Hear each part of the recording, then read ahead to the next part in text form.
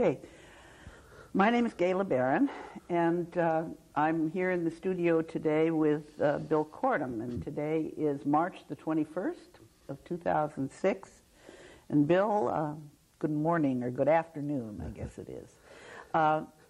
Begin by telling us your vital statistics, where you were born and when, and a little bit about your folks. Yeah, because that probably had a lot to do with why I am what I am. Born and raised in Petaluma, a small town of about 6,000 people at that time. My folks were both born and raised in Calistoga. In that little town, they were exposed to the surroundings and the landscape, and could go any place they wanted, no questions asked, cross fences and so on. That's the way it was in California. And they always told me that that's the one thing you'll miss in your life, is that freedom to roam, which we really exercised from all the hills around Petaluma and saw our presence. And my dad always said, you're going to lose that in your life to have that freedom. But it gave me a sense as a kid of ownership. I thought I'd owned it all. And as Sonoma County grew up, you might say, or subjected itself to growth, I saw all that disappearing, just like my dad said it would. And that's probably that spirit of open space and landscape and ability to have access to it has been a very central value system for me. When were you born, Bill? Born 1927. And you have had a brother, and you have a sister, right? Yes. Brother Carl made his name establishing the Maritime Museum, and Sister Maxine, a librarian who kept books around us. And she was involved in the Chicken House project, wasn't she? Yes, indeed. Which was a kind of a compilation of Petaluma's chicken history, of the architecture and very close to us, because my dad was in the hatchery business, and he bought 22 acres out on Eli Road for a breeding farm for his hatchery, and so we cleaned chicken houses on the weekends. I bet you did. You kind of live in three worlds down there, because you're a Petaluman, but you're also a Cotatian, because you had your veterinary clinic there, right. And you live very close to Pengrove, right. So you've got three towns that are sort of in your sphere of influence, as it were. When somebody asks you where you're from or where you live, what do you say? Well, I again consider it all my territory. But when I graduated from high school, went in the Merchant Marine, came out, went to UC Veterinary School at Davis, came back to practice with John McChesney for a year, and then was called into the Army Veterinary Corps for a couple of years. I came out of that, and Lucy and I decided we'd pioneer it in Cotati. Again, because you could reach the dairy lands of West County directly from Cotati and serve the other three surrounding towns. And Cotati was a crossroads at that time, unincorporated. The Cotati Plaza was a dry, grassy field that they didn't put any water on, and that was my first civic project. The plaza? To plant the plaza. Okay, when was that? Well, that would be 1956, yeah. You were a large animal vet, is that right? Yeah, of course. We had to pioneer and do everything. Yeah. Everything from snakes to African lions to Did you really ever dogs. Did you ever really treated African lions? I had a few clients.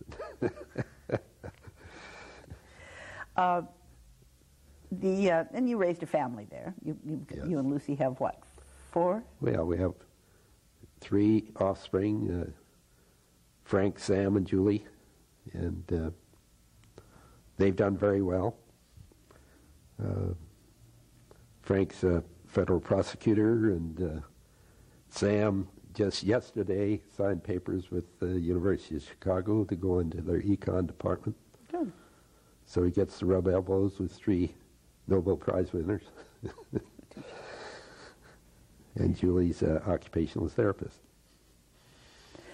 Cotati Veterinary Hospital, you were busy for a long time, and I suppose didn't get deeply involved in environmental issues until probably, well, that's not fair though. 1960 was the Battle of Bodega Head. That was, right. And that was your brother Carl was in a real leadership position. He was there. the leader in that. Yeah, right. When talking he about and his that. wife Jean. Well, Carl had that same sense of the sea, of course, but mainly the coastline when it came to Bodega Head, and often described Bodega Head as one of the few headlands in the whole coast of California, and saw the industrialization of that headlands as a thing that just shouldn't happen. You know, as family used to take us up for a day of abaloning and a picnic, and just such a classic day that would be, certainly endearing us to the coastline. And so Carl stirred some fuss about it, and it certainly stirred up here first, and then the people out there said, what's going on here? Is this nuclear or not? And they soon found that it was. In the meantime, Ed Mannion, who's a great historian, amateur historian in Petaluma, worked for the Argus Courier as a printer, and but the editor let him have great license in a column he wrote, and he wrote this piece about PG&E being out there building a nuclear power plant. Carl and Ed were great friends, and Carl said this shouldn't be. And so the big breakthrough was that Carl wrote a letter to the Chronicle, spent a whole weekend doing it, and took it into Scott Newhall. Scott Newhall was his good friend. He was the editor. And Scott, you know, kind of raised his eyebrows, but here was a real criticism of PG&E, which is the hometown boy in San Francisco. You just don't criticize PG&E. So Scott printed it and left town for 3 days so his publisher wouldn't fire him. That letter produced 1,500 letters to the editor. 1,500 letters to the State Public Utilities Commission, who had jurisdiction at that time of whether PG&E could go out there or not. And that really set the tone for the whole battle. Other people came on board. It was largely run by Berkeley, San Francisco people that knew how to run a battle and so on. To me, it was a great lesson that you could take on a giant and win. And my participation was peripheral, but very, very close to my business. I was very concerned, of course, about saving the coast, but the other half was I was developing a dairy practice, and I came out of the veterinary school just imbued with the dangers of radiation. They pounded it into us. Just don't play with that stuff. So here I do a little study, and these nuclear power plants are putting off iodine-131 and radioactive isotope, which drifts down from the stacks in the plant and covers your pastures downwind. And so here this stuff would be eaten by cows. It would be shed in their milk. The milk would go to San Francisco, and it would start showing up in the parathyroids of kids. And I could see the Bay Area housewives just saying, no way, stay away. We don't want your milk. So I preached this to my clients, and they didn't know anything about radiation, of course, and finally PG&E learned that I was preaching to the dairymen, and so they gathered all the dairymen in one room and said how wrong I was. And kept them out of the battle, you might say. But I later proved that indeed that's what happened, because PG&E built a model plant up at Eureka. And so I had one of my veterinary friends up there asked one of his clients who was downwind from it, whenever he slaughtered a cow, if he could come up and pick up the parathyroids. And that happened. And he sent the parathyroids by Greyhound bus down to Berkeley, and sure enough, there was iodine-131.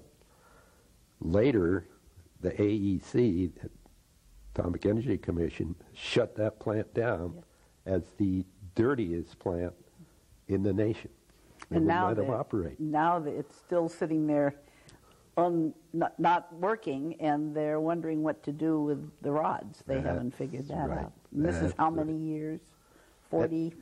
It was a simple, tea kettle type of nuclear power plant, the worst kind. They've vastly improved on them since. But nuclear power plant at Bodega was 15 times the size of that Eureka plant. I remember a balloon experiment that Dave Pesseman did, where he took put cards in a balloon that said, if this were radioactive, you would have been contaminated, and he released them. He and Hazel Mitchell and a bunch of people released them out on the head, and they ended up over in the Sacramento Valley. People found them, sent the cards did back. more than that. My neighbor across the street down there in Gramstein Highway in Cotati was Lou Waters. Lou Waters trumpeter. was a champion and was the originator of West Coast jazz. Hadn't picked up a trumpet for 15 years. And he'd come across the street and talk to me about how bad that nuclear power plant would be. So he did pick up his trumpet, and he wrote Blues Over Bodega. And he got his Turk Murphy band to come up there and have a jazz festival just at the time they were releasing the balloons. And they came down all over the place, you'd say, but one came right down in the town plaza of San Rafael. That gets their attention. Yeah. And it did get people's attention. It did get people's attention. What a little side story is that.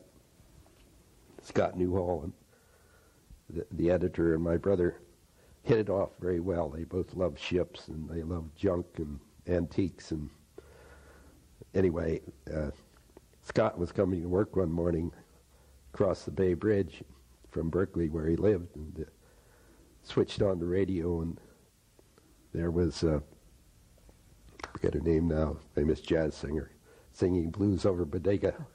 First time he had heard it. So he got in his office and called Carl, and he says, "You've won." As soon as you get music, you've got a populist issue going, you've won. And they did win finally, ultimately, of course. So we have no nuclear plant on Bodega Head. Right. We have the hole in the head, as we call it. Yeah. And the AEC finally closed the whole notion down. Oh, sure. And there's long, interesting story around that. But, they found a branch that San Andreas going right through it. They couldn't deny it. Don Engdahl, who was covering for the Press Democrat, was with them when they went down in the hole. Oh, really? I didn't know that. They could see see where the San Andreas, which it seems odd now that they didn't think of that before, but that's... And, we didn't win it by our own, I shouldn't say our, but certainly the group's efforts as much as Mother Nature came through for us. That's right. That's right. The 60s were a real we're always in transition. It's silly to say that one time was more so than another, but the 60s I've always sort of characterized it as a time when Sonoma County was unsure what it was, whether it was still a cow county or whether it was going to be a suburb or what, a bedroom. And certainly one of the main things in your area was the college, Sonoma State College, which was born in 1964, and or 1960, I guess, actually. And you were involved in the pushed to get, well, Cotati, Right. not Rohnert Park, but Cotati, but you got close. You want to talk about that campaign? Yeah, here is in this little dinky town, unincorporated. They had a chamber of commerce in the utility district, and so I was chairman of the chamber, and that's what you do when you're a chamber president. You go after projects, and it had been great to say it was Sonoma State at Cotati. Put us on the map. Nowadays, you don't put yourself on the map. You don't want it. Anyway, they had designated the old airport west of Rohnert Park as now was an emergency flying field during World War II as the ideal site. That's the Department of Education in Sacramento, and said we're going to consider other sites as well.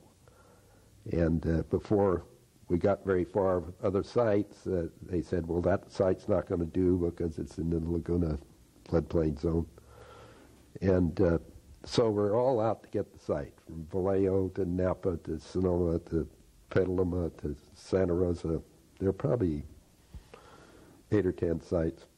And so we picked, because we were going to be home 3 with the airport site, we didn't know much about it. And then when they said, no, you can't use that, we picked a site south of Cotati on the freeway where Gallo now has his vineyard.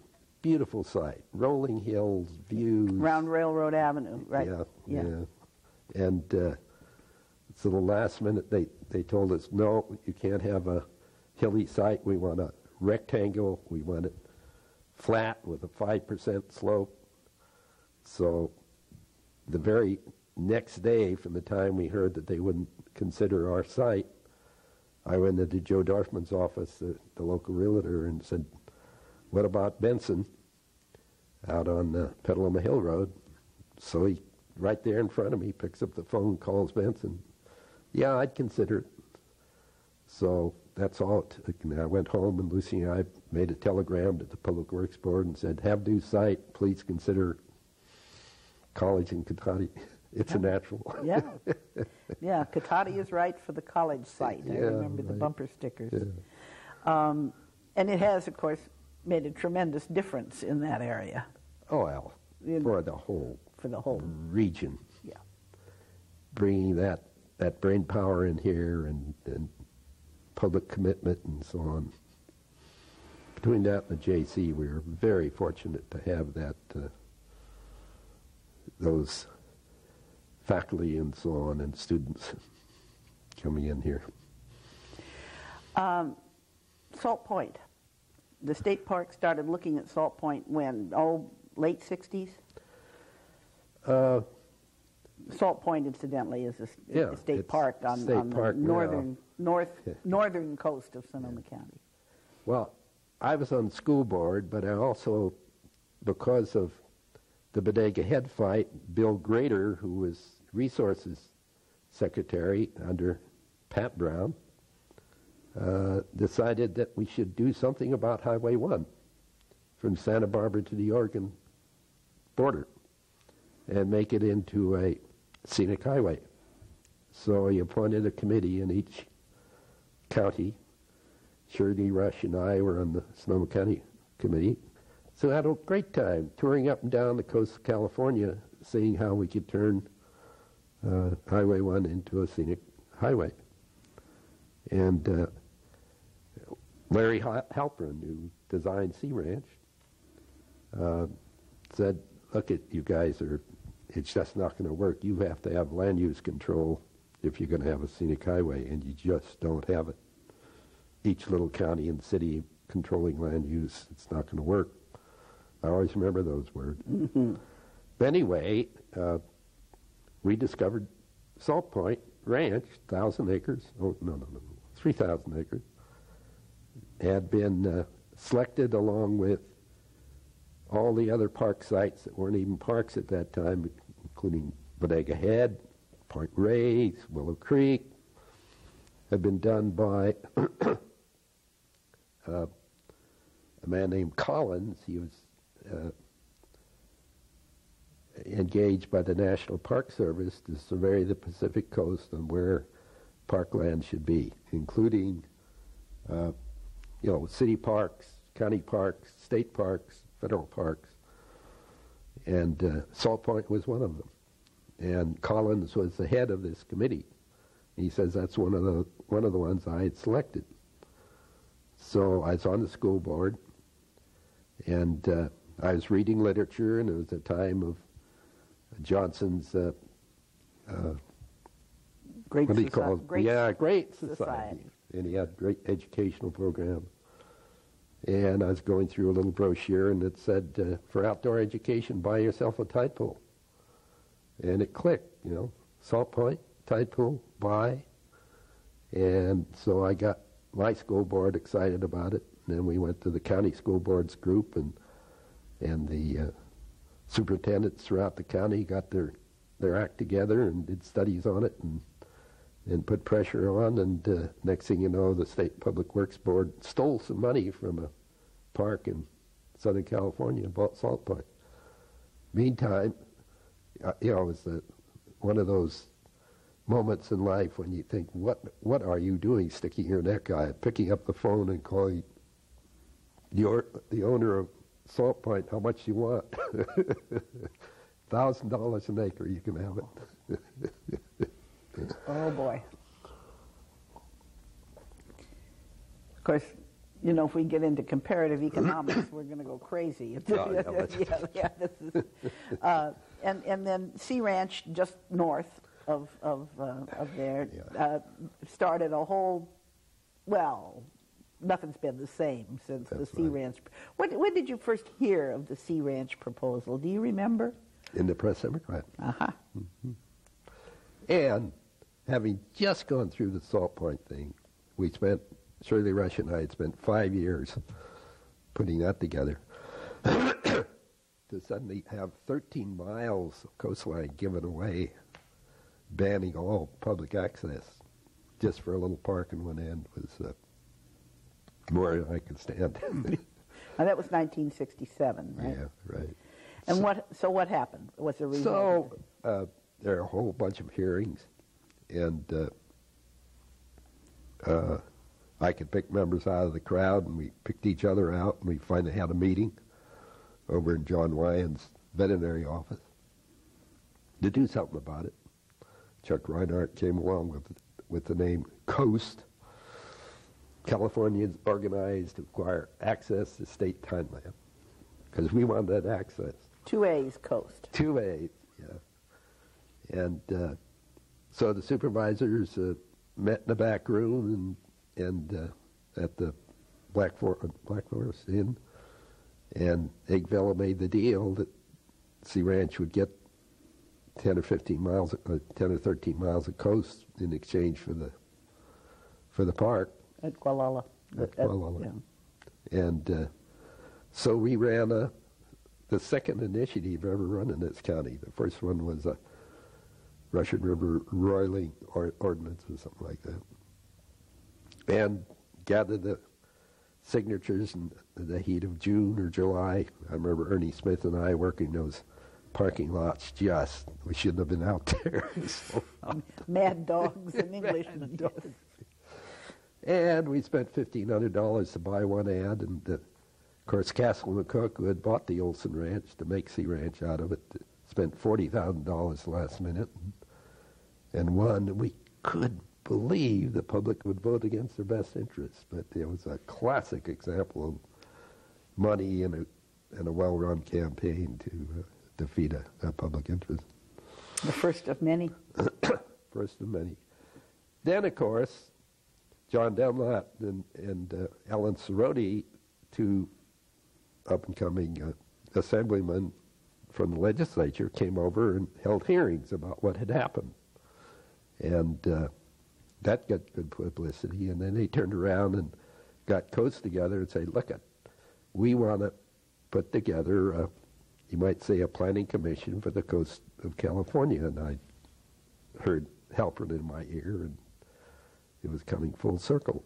And they said, would you organize other groups on the coast of California to help us out? So I became chairman of the California Coastal Coalition, and we got the GOO people out of Santa Barbara to help, and of course Virginia Heckman with her great battle at Jenner was part of it. On gravel mining, yeah. Oh boy, that was a story in itself.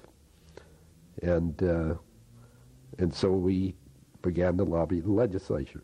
That got nowhere in '69. In '70, we didn't get anywhere. In '71, we didn't get anywhere.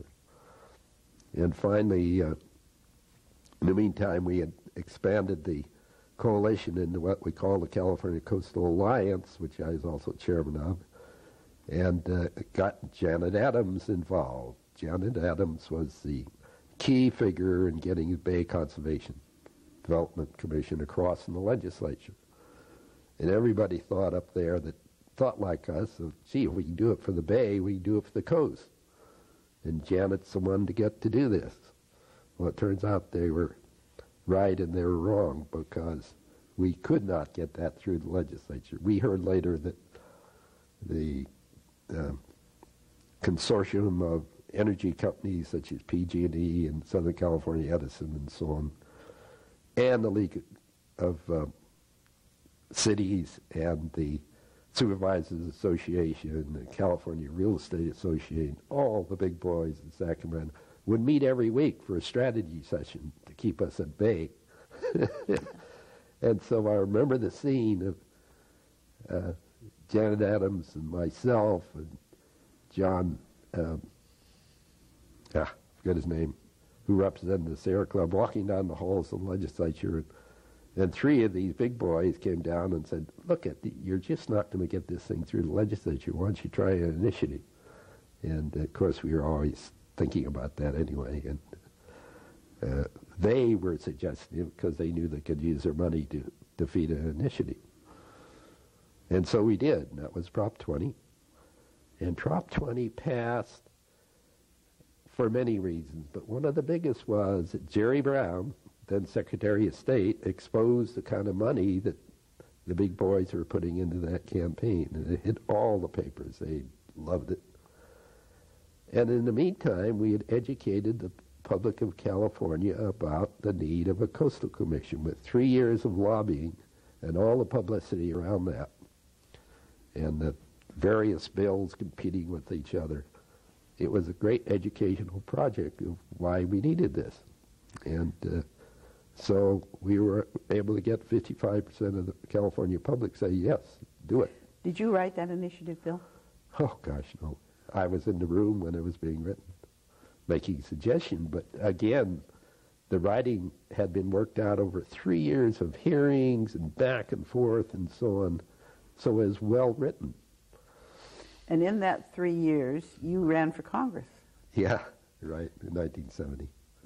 Yeah, it was the time of things not going well in Vietnam, and I thought, boy, the public is stirred by this. And also my dad had run, and I thought, gosh, maybe I can go back to some of those people and get the help. But it was a pretty slim campaign at best. It was a good lesson. And that was Clausen's third Clausen. term, fourth term? Yeah, I think third at least. Yeah. Mm-hmm. The triple use plan.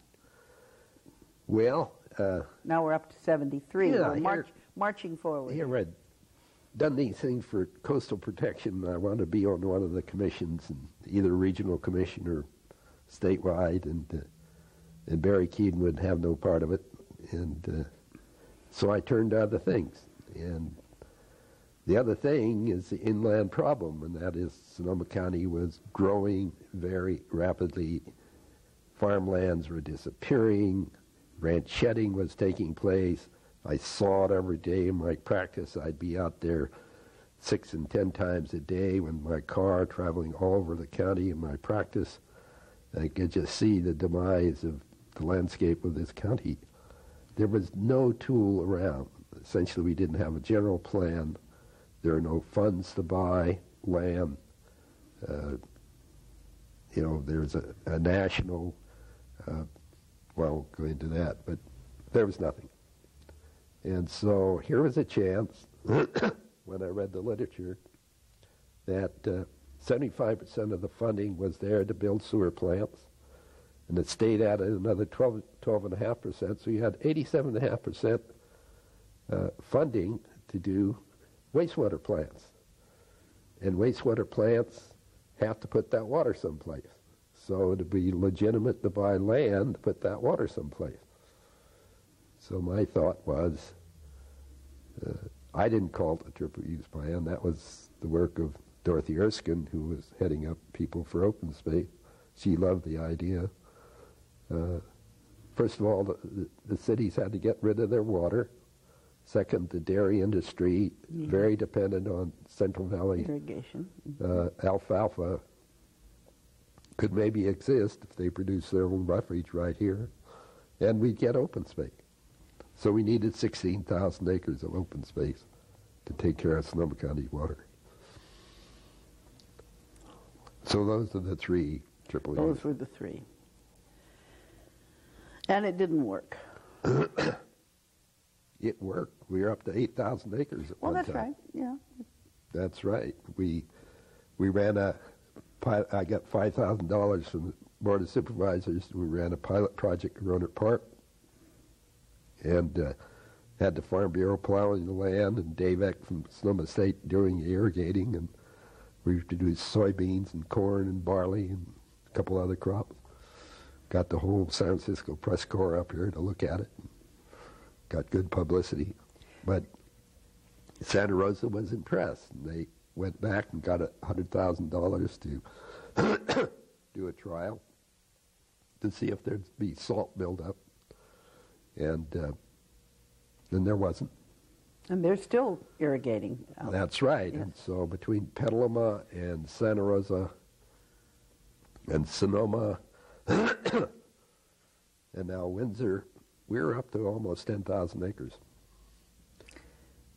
And Santa Rosa should have carried on, but they didn't buy enough land. And because they didn't buy enough land, that is enormous spill with huge fines.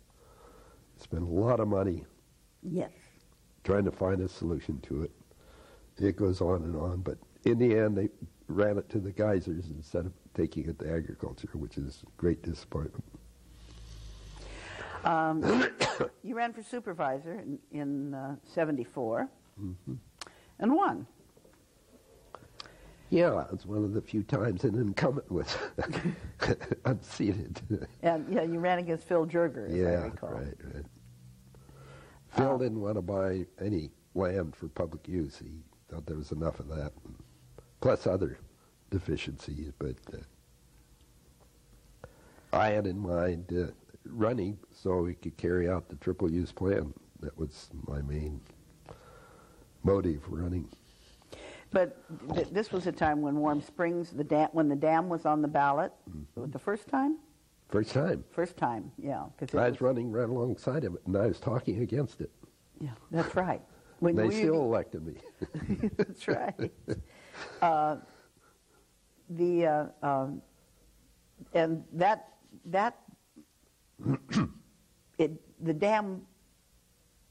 the dam initiative to stop the dam failed that time. Failed that time, right. Yeah. Then I was recalled. You and Hinkle. You and Chuck Hinkle, that's right. And Igbella quit, so he wouldn't have to be recalled. That's right, yes. Then we had a terrible board. George DeLong. Yeah, DeLong. And, Wayne Bass. Wayne Bass from Santa Rosa, yeah. But they were so bad that the public threw him out of office. The next go around, we had the best supervisor we ever had in this county. The two Helens. Yeah. Eric Konigshofer. And Brian. Brian Kahn, yeah. Right. Anyway, about that time, Gordon Miller, head of the water agency, was running into trouble. He hadn't provided enough water for this county. And all during the time I was a supervisor, which is a short time, we kept urging him to dig some wells because we understood that we were sitting on the biggest aquifer in the state, and we still do. And so finally we forced them to build to dig 3 wells, and it proved that they were very good. Bad water quality, but lots of water, and they're using them today. Very dependent on those 3 wells. And our thinking was that there was plenty of water in that aquifer. There was 15 times more water in that aquifer than there was in Warm Springs. Why go to the expense of a dam when you could do it for a third of the cost by digging wells? We could have been wrong, but we could have been right, and those 3 wells have begun to prove that we were right. And to destroy a whole valley at Warm Springs. And it's so growth-inducing because you have this huge investment, whereas wells, you dig them as you need them. That was the thinking behind it. Sure. And in this time, right around 76, as I remember, there was another issue that was of less consequence, certainly in the long run, but that created a tremendous amount of political energy, and that was Christos fence. Oh, yeah. And you were still on the board. I was still on the board. Yes. I was a loader on that. You're the only one I know who still refuses to, well, not the only one I know, but one of the few that still say no, you know. Yeah. Yeah, I always thought it was an insult to the landscape to put a man-made structure out there, especially made out of discarded Detroit auto parts. Some curtain for airbags or whatever it was. For airbags. Of course, Christo, I don't know whether you're aware of it or not, but I was amused and a little bit astonished at the end of the last century, in the 2000, that the Smithsonian Museum of Modern Art, the curator selected Christo's running fence as the most important artwork of the second half of the 20th century. Wow. So I offer you that. So. On the other hand, his recent project in New York was really panned. Yeah, well. Oh, wow. Yeah. And then in 78, we voted on Warm Springs again. That's right, because I went to Iva Warner and I said, Iva, we ought to try it again. We got so close last time. You might explain who Iva Warner is. And Iva Warner is a real figure in this county. She was a product of the military. She went to work for the Stanford Research Institute. She was just brilliant in her research and her thoroughness. And she came to us when we had a little environmental center way back when, probably in the 70s, and said, you know, what can I do? And we said, well, the water problem is one you ought to latch onto and start with the aqueduct down the coastline from the Russian River to take care of Henry Treone subdivision in Marin County. And she went to work on that, and that's not there today, thanks to Iva. And also thanks to Iva, she made so much fuss about Warm Springs and did such thorough work that she forced the Corps of Engineers to completely redesign one side of that dam where they didn't have good mooring. If that hadn't been done and we had an earthquake, Santa Rosa would be under 8 feet of water.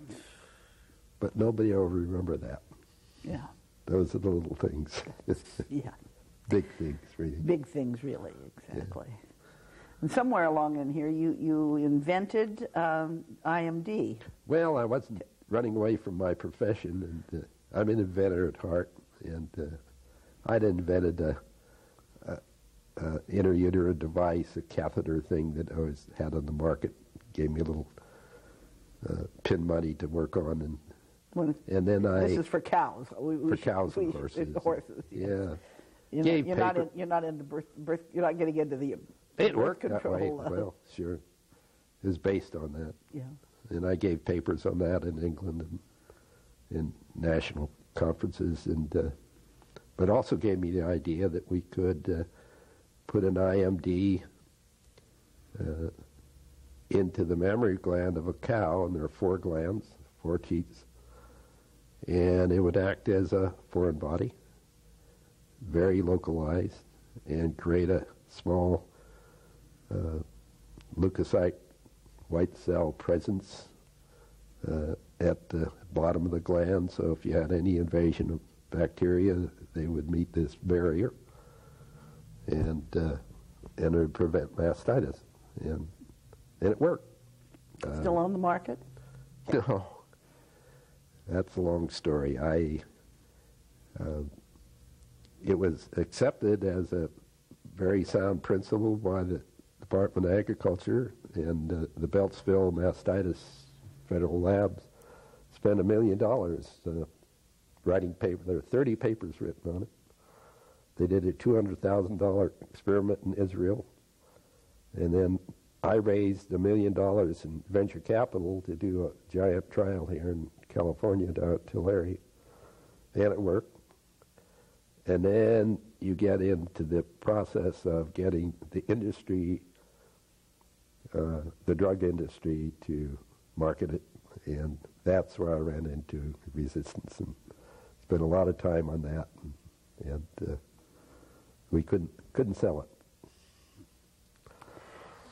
But it was an adventure in, invention and industry and raising venture capital. It was quite a trip. Yeah. But it pulled me away from Sonoma County for about 5 or 6 years. I didn't do very much. But then you came back and got involved in Measure C, in the Farmland initiative. Talk about that. Right. That was 80. Again, it was trying to save land. I mean, through all this, the viewer might recognize that there's a land use. We have a theme here. Yes. And it turns out that my client, George Merton, and Martin out of Two Rock were the only progressive votes in the Sonoma County Farm Bureau, and they devised what they call an agricultural zone process, where if you had an agricultural zone, you didn't put houses into it. So there'd be agricultural zones as well as industrial zones in this county. A good concept. Mm-hmm. They took it to their board, and their board said, no, we won't do that. So Joan Films and I grabbed it and put it in the initiative and got the signatures and put it on the ballot. Measure C. And, oh, boy, the farming community just came apart. They had 4x8 signs on every farm in the county saying, save our farm, so on and so forth. So it didn't go. But it was one of a mixture of things that brought the public awareness up to 1990, so that they're very aware that we had to do something about our farmlands and open space. So it was all kind of the build-up of educating the public about this kind of thing. And then we went on to form Farmlands, and Farmlands is very diligent. Marty Roberts and so on, putting yearly conferences on year after year on the farmland scene. And you have the farmland, the on the tax bills, the talking about the Sonoma County as a farmland. I don't know what they call that now. I've lost the word. Oh, really? Isn't it on our tax bill that it's, I'll have to go look. No, I think it is. Yeah. That says that Sonoma County is a farm, an agricultural county, and that that you, in other words, you can't sue them for sue anybody for things that derive from agricultural production. Yeah, right. Yeah. That was George Merton's piece of legislation, the right to farm. Yeah, right to farm. That's where I knew it. Yeah. That's right. Kind of the code of the West, only. Right.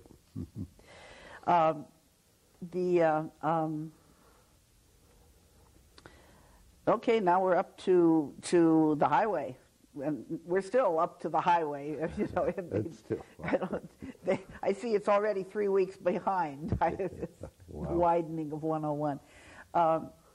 Talk about our highway battles and the different measures that we've had before us, and what's still to come. I wonder if could we stop this for a moment? So I can... Yeah, sure. Sure, that's not a problem. Yeah, no. Yeah. Collect. If you'll be patient. Sure. I'll be right back.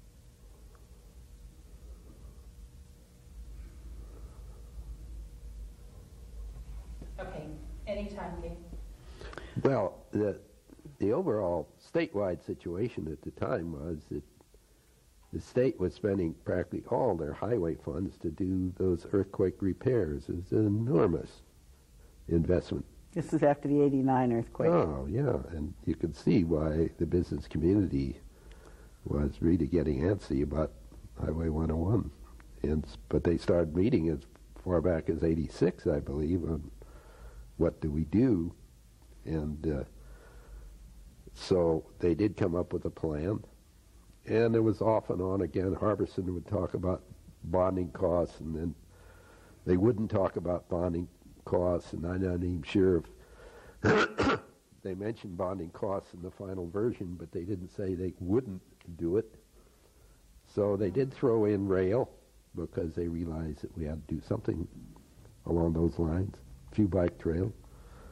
But when we read between the lines, there was no guarantee that any money at all would be spent for rail, because if they bonded themselves to get this thing underway, there'd be no money left over for the rail. So a number of us were kind of alarmed anyway that we had to spend sales tax to build roads when it was a state responsibility. And I got together with Len Swenson and challenged him. I said, I'll put $500 in if you do, and we'll mount a campaign. And this was about 3 weeks before the campaign, the election. And we looked around, and I can't name the person now, but he said, look, at this late in the game, the only thing you can do is signs. So we put out a whole series of signs that yes on B means sprawl, yes on B would mean, congestion and so on and so forth, but did a very thorough job of putting them out there. It probably would have lost regardless. To think that we couldn't even get 50% vote for that, but we always took credit that we defeated it. But then we didn't go into the woodwork. We formed what we call the Transportation Land Use Coalition right after that, because there's no doubt about it, you had to connect land use if you're going to talk about transportation. And we just pushed that thing. So then in, I think, '94 or whatever, when they went back to the drawing boards to do something about an election in '96. No, I've got that a little bit wrong. We kept preaching to Mike Kale, who was the only one with some planning training on the board, that we've got to connect land use to this thing. And so he kind of individually, all on his own, went to Caltrans in Sacramento and got $400,000 to do a land use transportation study. And boy, it's the transportation business community just thought that was terrible, gave Cale a very bad time, so he kind of backed off. But Sandy Ellis, the mayor of Cotati, went after that money and made her trips to Sacramento and finally got the $400,000. And then there was a joint two-county committee, and they selected Peter Calthorpe to do a transportation land use study for a multimodal transportation land use study for the two counties. Peter Calthorpe was considered one of the 25 brightest people in the United States, most innovative by Newsweek. And by the way, he's going to come to our Conservation Action dinner and Oh, speak. is he? Oh, yeah. good. Yeah. Mm-hmm. Did a very thorough job. And so '96 came along, and the business community says, okay, we're ready. Because in the meantime, we worked a partnership with the business community and worked with them as the environmental committee and the business committee in the same room. And we said, no, the Calthorpe study isn't ready yet. You've got to wait till '98. And they did. I give them credit for that. And in '98, he had a study, and it essentially said, you have to have every mode, and you're still going to be in trouble, no matter what you do.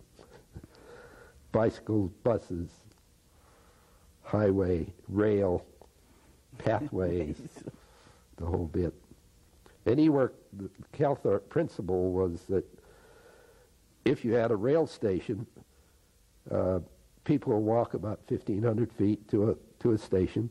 So you build a community around that station of about a 1,500 foot or 2,000 foot radius. And so people do not have to be so dependent on the automobile. And so he worked that out, and he devised where if you had the train running every 15 minutes, there'd be something like 20,000 riders in a day. Well, recent study said there'd be about 5,000, but those are on 30-minute intervals, headways. And as soon as you drop that down, you get much better ridership. More, yeah. So it went to the ballot, and two formed because we duplicated Santa Clara County, went down there and talked to their experts. They had a successful measure where they used it as a general fund tax increase using the sales tax, and you only have to have 50% of the vote to do that. Ah. And but the supervisors can spend that money any way they want once the voter puts it in. So they had a blue ribbon committee to police that. So we did the same thing, created the blue ribbon committee, had a plan, the Calthorpe plan, and that was Measure C, and Measure A was the funding of it. Mm-hmm. Well, the plan won by 72%. But the funding lost by about 1.5% or something like that. Largely due to a group of environmentalists that just still couldn't stand it. Yeah. And then an outside Environmental Defense Fund, a statewide organization, that came in there and spent some of their money and helped them out. Yeah. The what's the environmentalists who still can't stand it because it's growth inducing? Is that yeah? All okay. growth. And growth is really, when you look at it, you know, we talked about a theme developing here, but growth and the ramifications of growth is really the overweening issue of the second half of the 20th century. Sure. And now, right. And in among all this, there was the sewer spill, the Santa Rosa sewer spill, and what followed. You know, and you worked on that, on the idea of getting the wastewater out of the river. Right. And we talked a little bit about your commitment to using it for farmlands. Yeah. Tremendous amount of money spent on that. Awful lot of money. We actually we were kind of turned to after the spill. You know, you got the answer and should have done that, and but we were concentrating on the South County, because that's where the land was, and we had the reservoir sites down there. But Ken Blackman, the city manager, who had enormous power and could call the governor at any time and say, this is the person I want on the regional board type of power, did not want his sewer system under any jurisdiction from the Bay Area Regional Water Quality Board, because it was pretty much driven by an environmental ethic, whereas the North Coast Board wasn't necessarily so. He didn't want that to lose that power, and so he did everything he could to keep from going to the South County. We actually got a group together in the South County. We got money spent by farmers in the South County pleading with Santa Rosa to let them to bring that water down there. We could have done a project for less than $100 million, and in the end they spent $250 or whatever to take it to the geyser. And but you know, we didn't win that one, and to take it to the geysers, the real hard part to take was they had 8,000 acres under irrigation, and they had to cut that back because they didn't have enough summertime flow of wastewater to do agriculture and the geysers. So The geysers have to have a steady flow of water, and so they had to cut back on their agriculture acreage to supply the geysers. And the irony of it is that, and I can get to that when I get around to conservation action, but they devised a system in between. I remember Ken Blackman coming to the front desk of the supervisors and say, Bill, the state public health said we can go into the river if we have tertiary treated water. And from then on, he devised a $15 million study of all the alternatives, writing an EIR on each of those alternatives. One was to go to the river, one was to go to West County, one was to go to South County, one was to go to the geysers. Well, they padded those other projects and made them more expensive to make sure that they could go into the river. And documents like this. Well, there's a shelf, essentially 8 feet long, of documents. And I'll tell you a little bit about that later, but in the end, they couldn't go to the river, and so they decided to go to the geysers. Well, in the meantime, they had said the geysers in the study, just so they wouldn't have to consider it, would cost $250 million. Well, when they had to turn to the geysers, they said they could do it for $125 million. So it just bare exposure of how they padded those other projects to make them look bad. Now, is that $250 million? Does that include what the company union? It's not Union Oil. It's yeah, it includes the $50 million that they put into it. That they put into it. Okay. That was their carrot to do the thing. And the longer range thinking, they wanted to get the water up there so that they could supply a different supply to the grape growers who are pulling water out of the aquifer of the Russian River Valley, and then they could use that water for municipal use. And that's what they're in the process of doing right now. And do they have takers? No, they don't. But they've got a club. They're saying, you're using Russian River water because there's a huge gravel bed in that Russian River Valley, and every time you put a pump down, you're actually pumping Russian River water. Sure. Mm-hmm. And if the Russian River water, if the Eel River water if that diversion up in Mendocino County is cut off, yep, there won't be the water for the grape growers or anybody else. Yep. Mm-hmm. Okay, what about concert? Well, let's finish up with the highway first. Let's up to the present day. Yeah, 98. So is defeated. Yeah, huge disappointment. And so Gelati, the local, not local, regional road contractor, made a lot of public fuss that the press picked up on. That look at this is the reason that was defeated is you had a rail in it. You should put a highway measure only on it. And he talked the business community to walking away from this alliance we'd set up. We didn't walk away, they walked away. And they put $800,000 into getting a highway measure passed. At the last minute, Tim Smith put a separate rail issue on. Well, the mistake we did, because Tim Smith is running against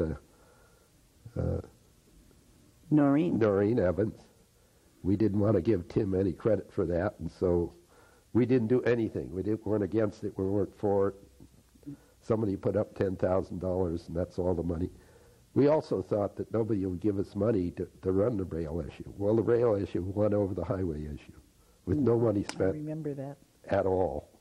Something like 56 for highway and 59 or 60 for rail. So that failed.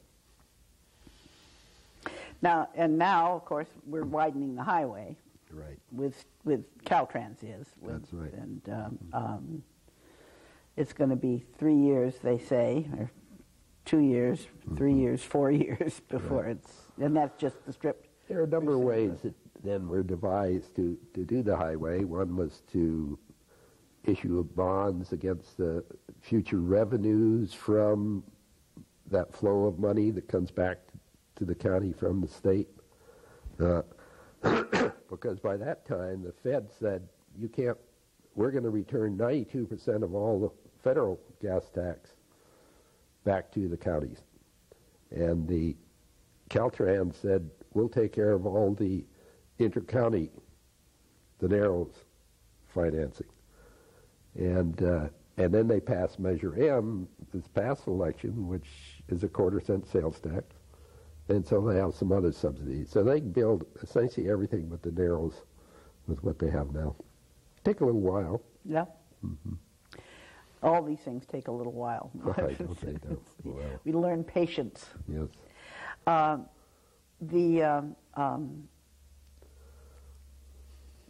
I know you have a project going now about your scenic highways or scenic roadways, heritage roadways. There you go. Yeah, heritage yeah. roadways. Talk about that. Well, look at they're redoing the general plan. Now's the time to inject those things into a general plan.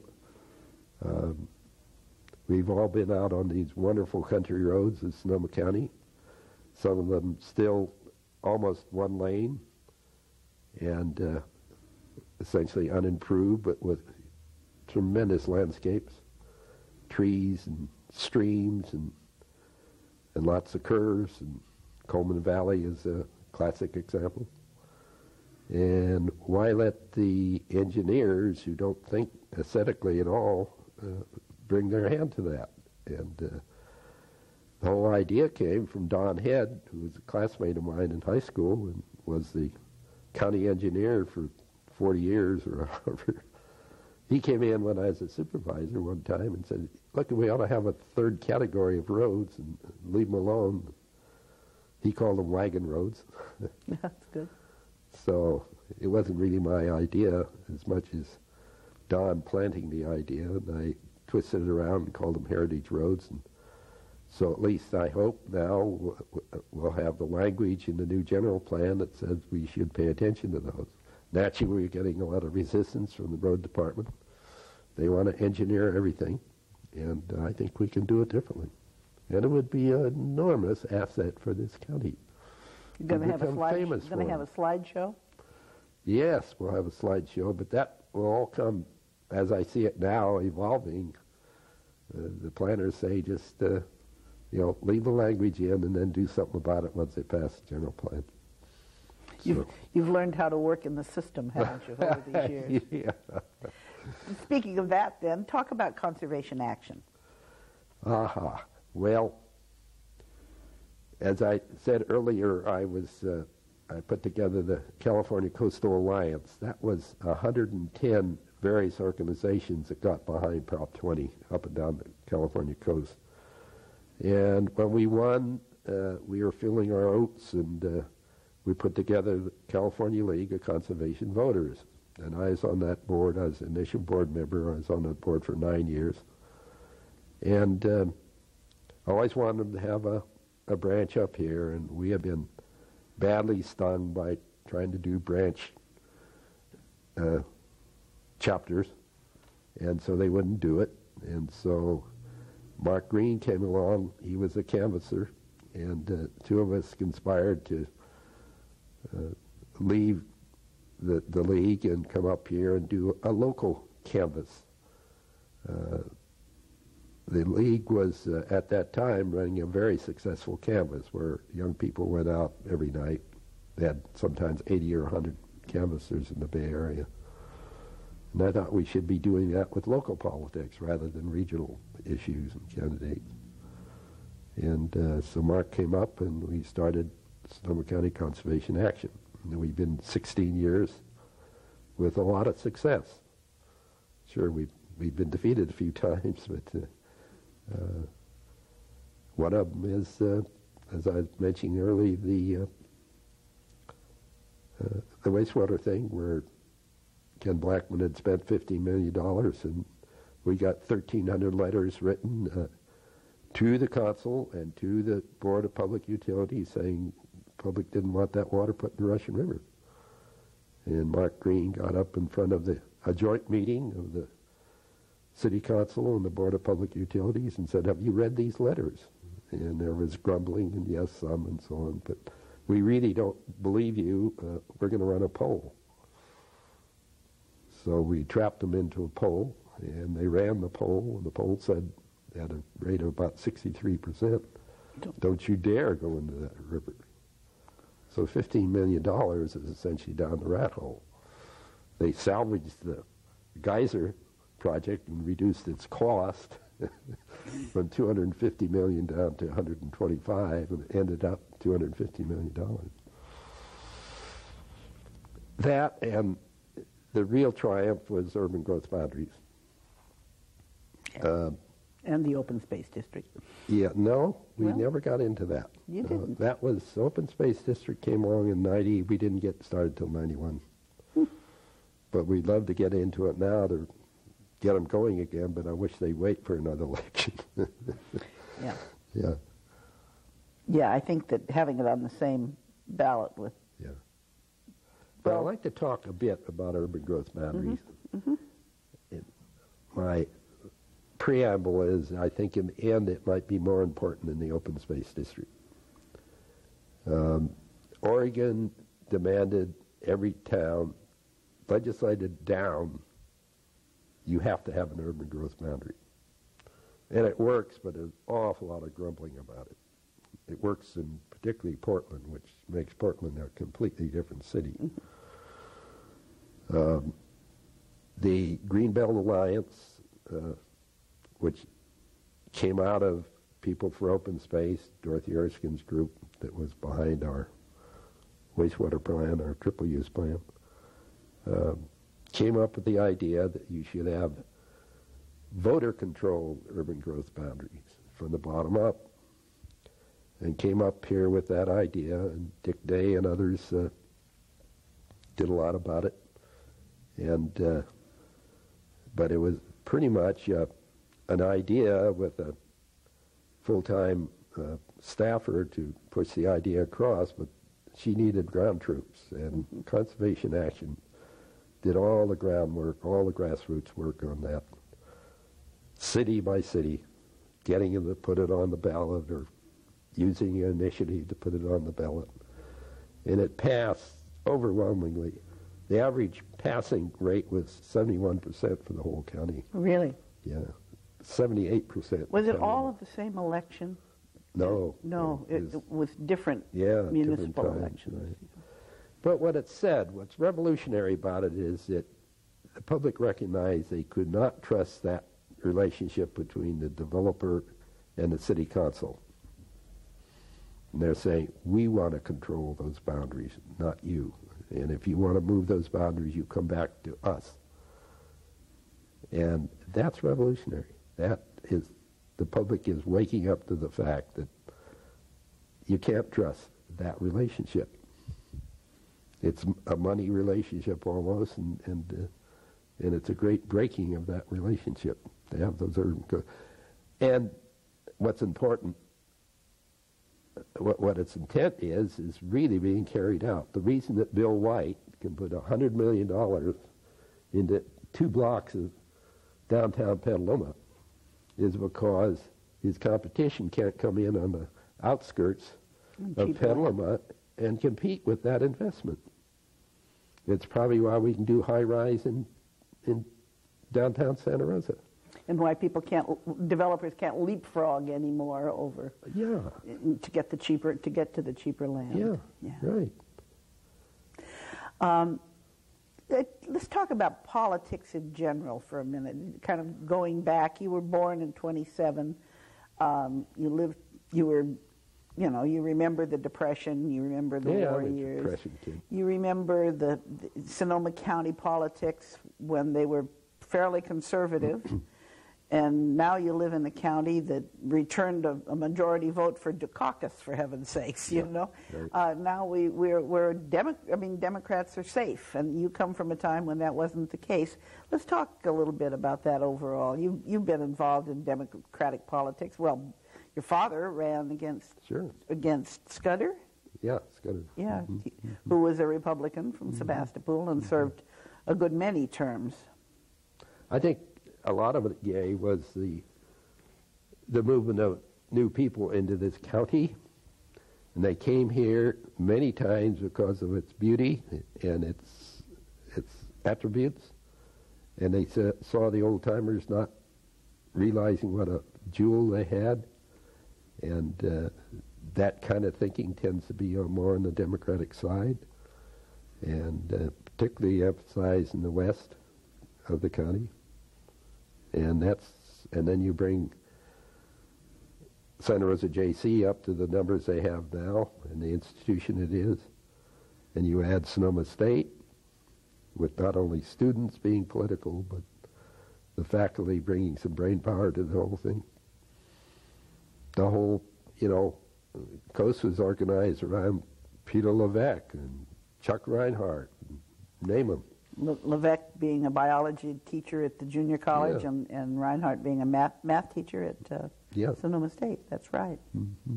And John Crivelli, who taught history at JC. Mm-hmm. Yes, I think you're right. I think the back to the landers of the 70s that came in here, and the former hippies, if you will, but it wasn't all hippies. It was people just came here because they appreciated what was here. That's right. In a way, we created a monster as far as being too attractive.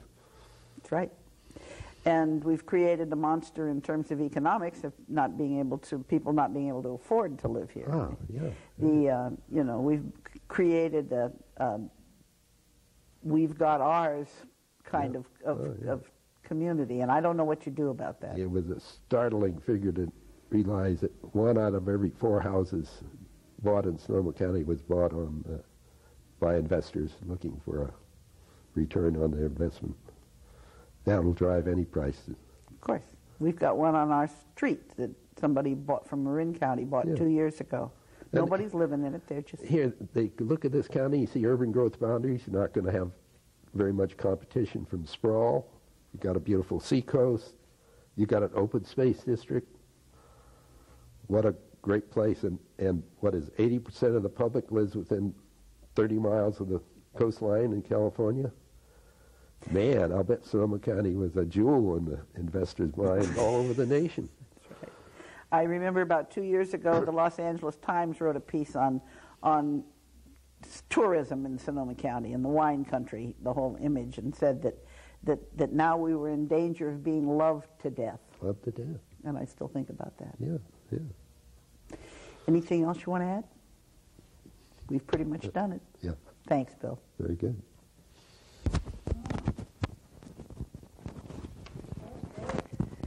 Did you learn something? This is great. Thank you for that. You could be a class.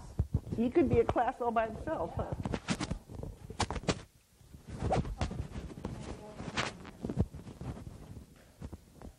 Okay, that was a lot of fun. Oh, thank you, Bill. I'll get you a copy of the tape.